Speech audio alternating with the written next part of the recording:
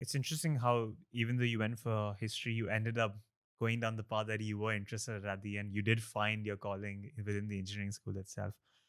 One interesting point I wanted to check upon from your past is, so you've, well, actually, I remember this quote from John Rockefeller where he said that don't, sorry, I'm going to butcher it. So it's going to say, don't be afraid to give up the good to go for the great. And in the past, you founded this plastic recycling company in Sierra Leone and My Zindagi, the doctor finding app in Pakistan. And you've spoken that at a point you realized that this was not for you. And when it came to Napta instead, you felt this is it. This is the perfect one for me, and this is what I want to do. How hard is that decision? Because it seems like, because founders, naturally, it's your idea. You've put so much work into it. You've put your heart and soul into it. How hard is it to step away from it? And do you think this is a mistake that a lot of founders still make? I think it's the easiest decision in the world. It feels like it's a decision you can't make until it's there, and then it's the easiest. So when Navta was my fifth company in 4 years. I actually set up before Synapse, which built my Zindagi. Before Le Plastics, I had a health tech consultancy and a software development company, mostly focused on health technologies out of London. And I yeah, you learn a lot about setting up companies in the early days, and so I enjoyed them because there was a steep learning curve. And I still care a lot about sustainability. Obviously, the health thread has been present in many ways, or in all of them in some way. Always had a fascination with emerging markets because I think so. The Middle East, Africa, South Asia, because here there's always been to me the greatest perceived need. But when so I set up Le Plastics in September 2016. Then I moved here with my husband for his job actually, and I went to speak at a conference in Kuwait on diabetes. And when I was there, I chatted extensively with the organizer, not about diabetes, but about the fact that I was pregnant. And he then sent me a whole load of stats on women's health in the region about a month later, and they were pretty terrible. So, 80% of breast cancer is diagnosed at stage 4, for example, and the difference between survival rates. Stage 1 and stage 2, you have a 99% survival rate, so if cancer's caught very early. At stage 4, it's 27%. And even that's probably a little optimistic. For most people, it's terminal. And there were loads of stats, and it made me realize how. And I had the first part of my kind of care on the NHS.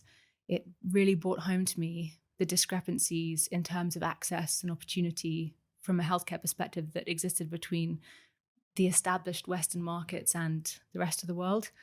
But as soon as he said, "Do you want to do something on women's health together?" the answer was yes. And I said I need a few months to hand over my existing business interests. I closed down the companies which were still open and operating in the UK. And we were meant to wait until my son was born to start work on the company, but then he was late. So we started work on the day he was due, 21st of March 2017. Yes, also Mother's Day here. Also my co-founder's birthday. So that's, yeah, many things. Many conflated things in the end. But the decision to found Nabta and the decision to build Nabta and continue to build Nabta ever since has been very easy.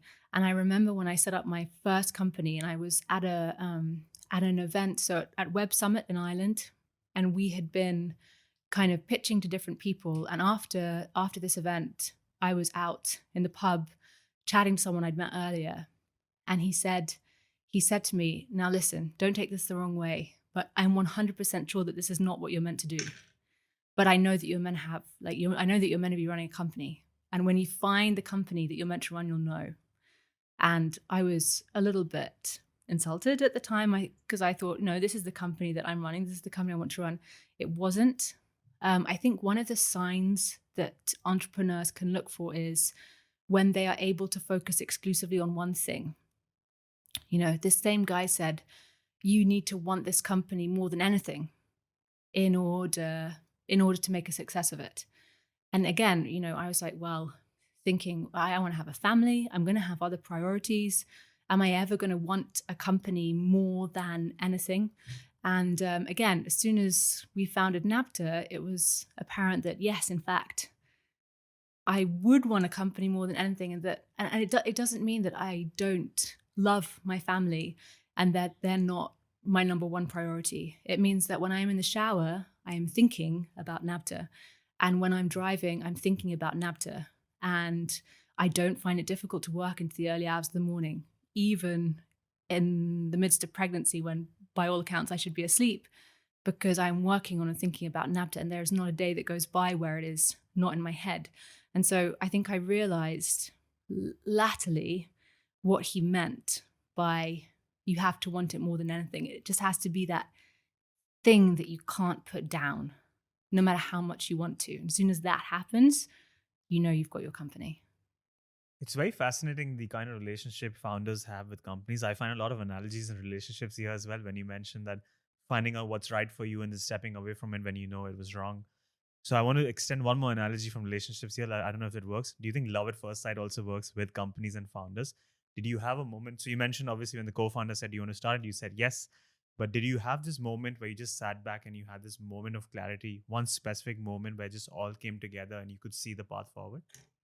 I think it was, yeah, for me, Nabta was very much love at first sight. And I don't know if it was because I'd had a few companies, so I knew a little bit what I was looking for, what I wasn't looking for. But I have a very, very busy mind. And I think the wonderful thing about Nabta and the wonderful thing about women's health is that it is such an untapped opportunity. It has been neglected for such a long time that like I could work on this company for the rest of my life, and there would still be significant progress to be made. And that's a very satisfying thought, to have what then becomes a kind of lifetime vocation, something that you can continue to build when you're old and gray and slow, and something that you're still going to care about, and something that you still know is going to be impactful. That for me, I think was one of the the kind of like electric moments that you get where it's like, ooh, this is going to keep me busy for a very long time. And that was that was one of the things that contributed to the love at first sight, I guess.